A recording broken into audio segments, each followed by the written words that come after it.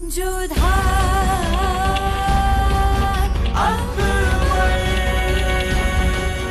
ये धारावाहिक किसी प्रकार की ऐतिहासिकता का दावा नहीं करता।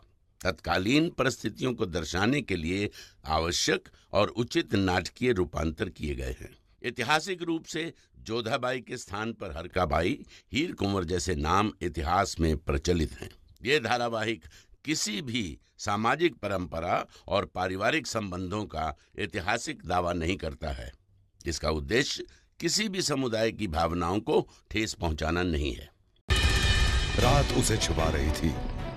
धुएं की तरह अब्दुल को लेकर निकल चुका था जलाल। आमिर से जितना दूर जा रहा था, हवाएं बदले की आग को उतना ही भड़का रही थी। राजपूतों का सर्वनाश उसका मकसद बन चुका था। जाने अनजाने में जंग का आगाज हो चुका था और वहां कारावास की दीवार पर लिखे लफ्ज पढ़ रही थी जोधा। पर जंग तो बिना लड़े ही जीत ली थी जलाल ने। सरेआम राजपूतों के चेहरों पर मुगलों का तमाचा था, जिसकी गूंज अब पूरे राजपूताना में गूंजने वाली थी।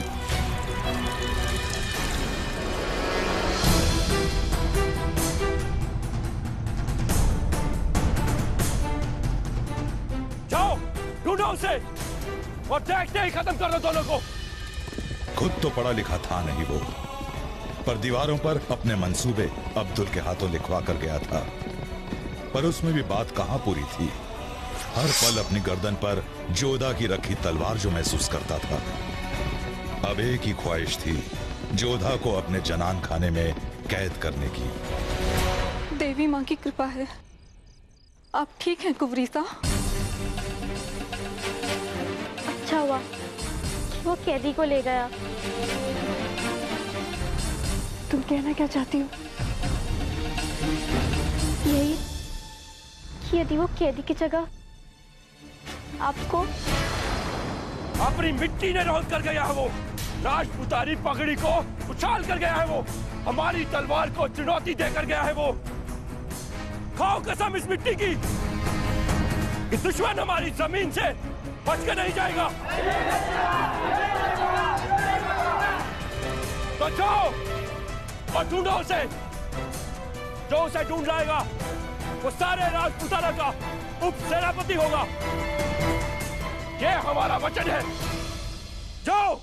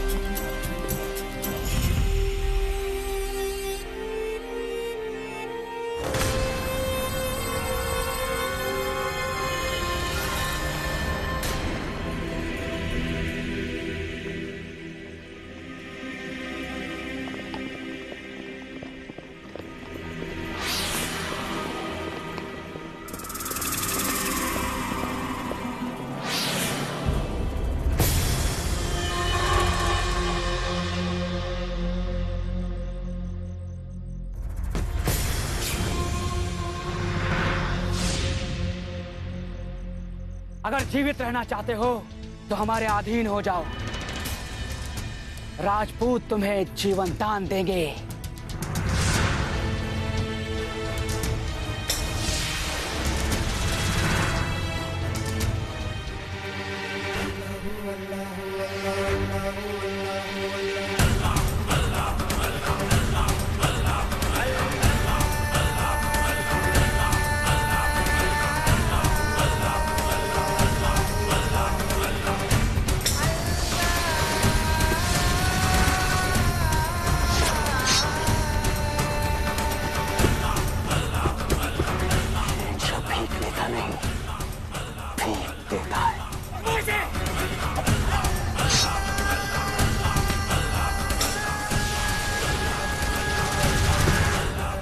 तुम्हारी शहंशाह की तलवार में इतनी हिम्मत नहीं जो राजपूती किले के पत्थरों को तोड़ सके।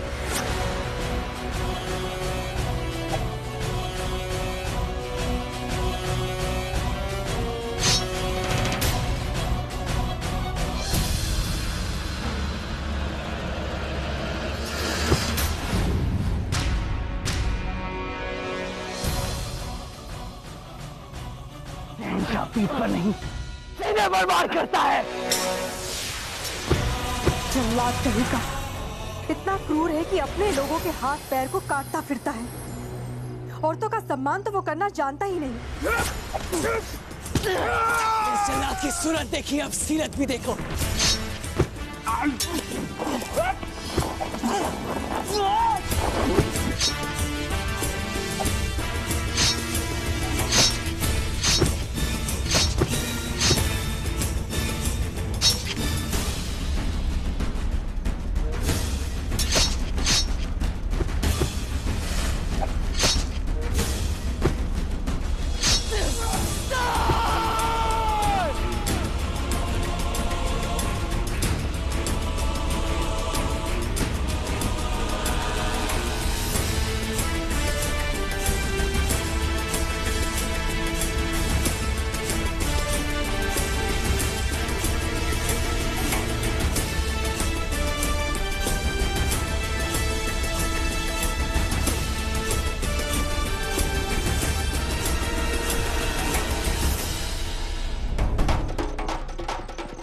क्या हुआ? कट आया दुश्मन। अली पहाड़ी के पीछे। दीदी, दीदी रुक जाओ। दीदी कहाँ जा रही हो? रुक जाओ दीदी। अरे कोई रोको ना उन्हें।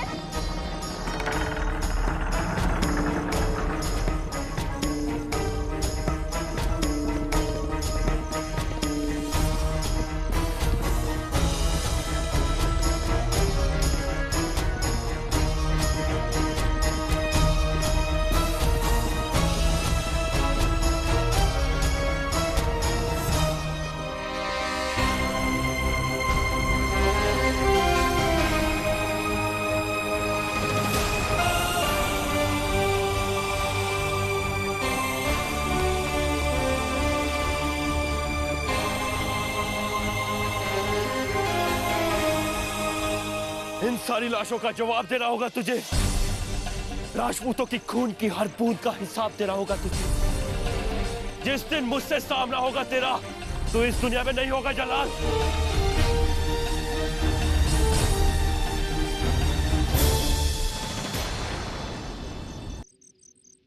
पिघला दो अपनी तलवारें और पहन लो चूड़ी सब के सब। वो अकेला इतने सारे राजपूतों के सामने, जहां से हमारा एक बंदी कभी नहीं भागा, वो अपने गुप्तचर को लेकर भाग गया। क्या करें? उसके साहस को सराहें या अपनी हार पर रोएं? उस जलालुद्दीन ने हमारी पीठ पर वार किया है, पर हम राजपूत उसकी तरह कायर नहीं है। सीने पर वार करेंगे और मुंह तोड़ जवाब देंगे। अब तो हम आमेर के राजा कहलाने के योग्य ही नहीं रहे। आप जी छोटा मत कीजिए, ये सारे राजपूतों की गलती है। हाँ, इनमें से कोई भी जीवित रहने के योग्य नहीं। हंगार सिंह, अरे हुओं को नहीं मारते।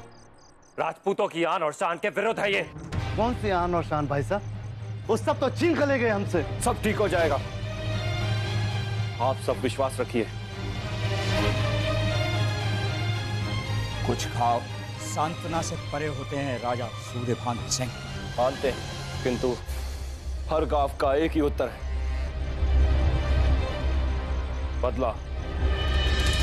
और राजपूत अपने अपमान का जवाब देना अच्छी तरह से जानते हैं। हमें मां जम्बाई देवी की सौगंध कि जब तक जलाल का सर हम अपनी तलवार से काट कर नहीं लाते, तब तक हम जोधा से ब्याह नहीं करेंगे।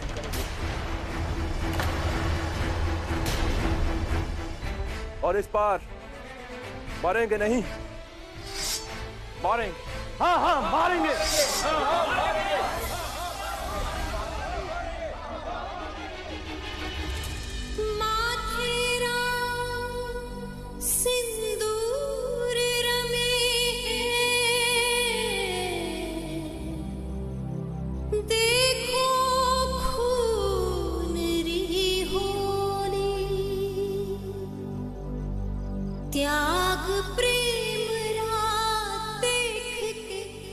ये क्या दादी साहब, अब बिना किसी त्योहार सबको सिंदूरदानी दे रही है?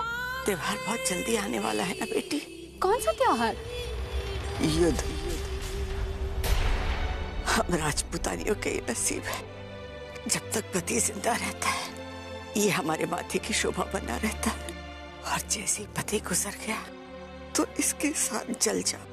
क्या ये युद्ध टल नहीं सकता दादी साहब? अब तो ना ये युद्ध टल सकता है और ना ही मृत्यु, और हमारी पराजय हुई तो उस समय राजपूतों की आन बान शान उन मुगलों से बचाने का हम औरतों के पास बस एक ही उपाय है, जोर। आपने तो हारने से पहले ही हार मान ली है जेठानी साहब। हम मानते हैं कि युद्ध अटल है, पर अब आमिर के साथ भानपुर जुड़ गया है, राजा सूर्यभान हमारे साथ है, और फिर जोधा और राजा सूर्यभान का ब्याह भी होने वाला है। युद्ध से सीमाएं बदलती हैं, मन भी और रिश्ते भी। ये रिश्ता नहीं बदलेगा। जिस तरह युद्ध अटल है उसी तरह राजा सूर्यभान और जोधा का रिश्ता भी। तथास्तु। जोधा कहाँ है? हम अभी देखते हैं।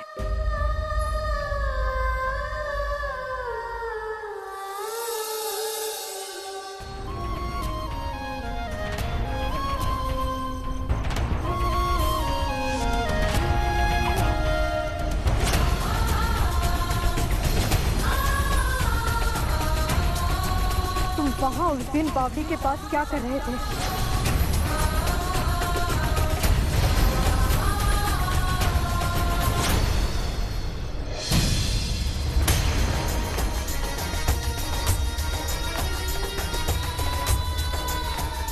इसी मिट्टी के बने हैं, इसी मिट्टी की कसम, वो जो कोई भी है देवी माँ, उसने आपके गहने उतारे, हम उसका सर उतार कर ले आएंगे। जोधा, क्या कर रही हो? जल जाती तो। जल ही तो रहे हैं मासा। वो जल्लाद हमारे सामने खड़ा था और हम उसे अपना समझने की भूल कर बैठे। छोड़ो ये सब। तुम्हारी दादी साहब कब से तुम्हें बुला रही है। चलो, कब तक तुम यूं ही अकेली? जोधा, जोधा। हमारी तलवार उसके गर्दन पर थी और वो अपने कपट से बच गया। सुना था कि बहुत बड़ा योद्धा है, लेकिन आज उसकी कायरता हमारे सामने आ गई। इसलिए तो राजपूतों के भेष में पिछले 3 दिनों से हमारे पीठ पीछे वार करने की योजना बना रहा था। 3 दिनों से? हाँ मासा, पता नहीं किस इरादे से आया था, पर अपने कदम रखकर हमारे चौखट को मैली कर गया, गणगौर के बड़े दिनों को अशुभ कर गया। और तो और उस दिन बावड़ी में भी सूर्यभान जी की जगह हमने उस मनहूस जलाल के चेहरे को ही देखा था। शगुनी की कहनी गलत हुई ना मैनावती, दुनिया में शगुनी ही नहीं दिखेगी। जोधा मुगलों के घर जाएगी।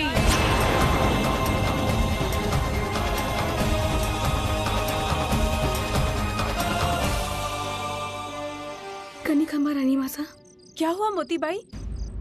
तुम रो क्यों रही हो? एक बुरी खबर थी। क्या? जी, राजा सूर्यभान ने जोधा से विवाह करने से मना कर दिया।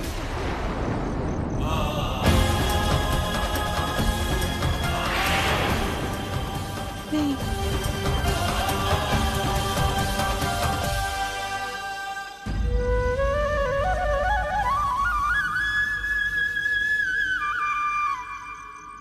ये पत्र राजा सूर्यभान ने आपको देने के लिए कहा। क्या लिखा है इस पत्र में? बात क्या है?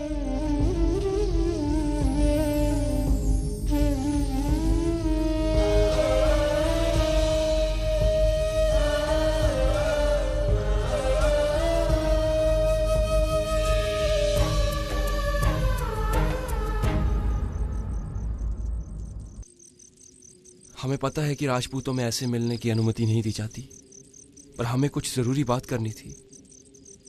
हमारे निर्णय की सूचना तो आप तक पहुंच ही गई होगी। हमें गलत मत समझिएगा जोधा।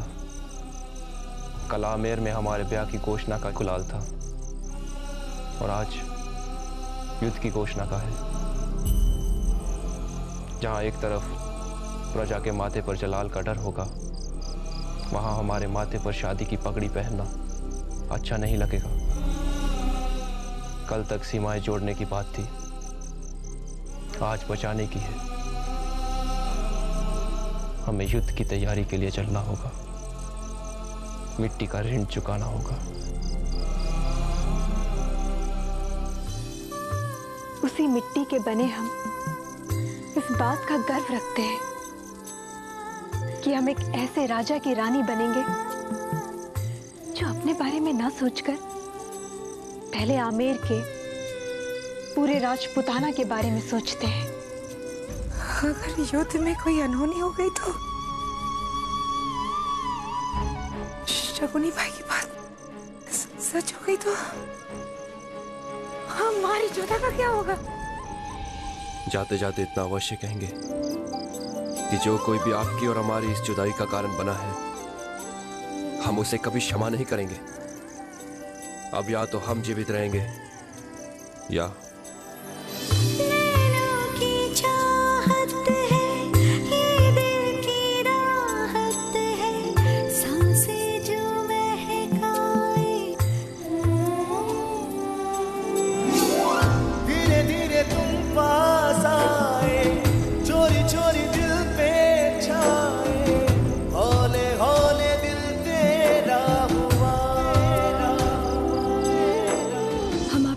देखेंगे।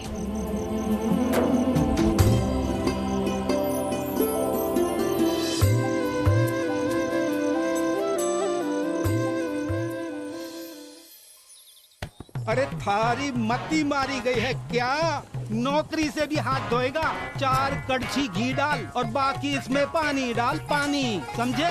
मार लो, कुछ ही दिन के मेहमान जो हो। क्या मतलब? कुछ नहीं। अरे अरे ये कड़छी इधर रखो, चलो जल्दी आओ, यहाँ बैठो, जल्दी बैठो। हाँ ये लो, तुम दूध पी लो पहले।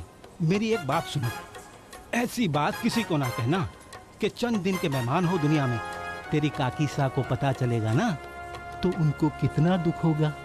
जो सच है वही कह रहा हूँ सेठ जी, आपके दिन अब ज्यादा नहीं बचे हैं। उस दिन जो आदमी हमारे यहाँ खाना खाने आया था, जिसके सामने आप मुगलों की जमकर बुराई कर रहे थे, वो कोई और नहीं बल्कि वो खुद शहंशाह जलालुद्दीन था। हाँ, और लड़ाई से पहले वो छानबीन करने आया था। अगर मुझे मिल जाए जलाल तो कसम इस घी की, मैं उसको कढ़ाई में डालकर जला के जलेबी की तरह कर दूंगा। कहते हैं वो बदला लेना खूब जानता है और मन में बरोबर याद है। सेठ जी, सेठ जी, सेठ जी सुनिए, सेठ जी, सेठ जी, सेठ जी, सेठ जी।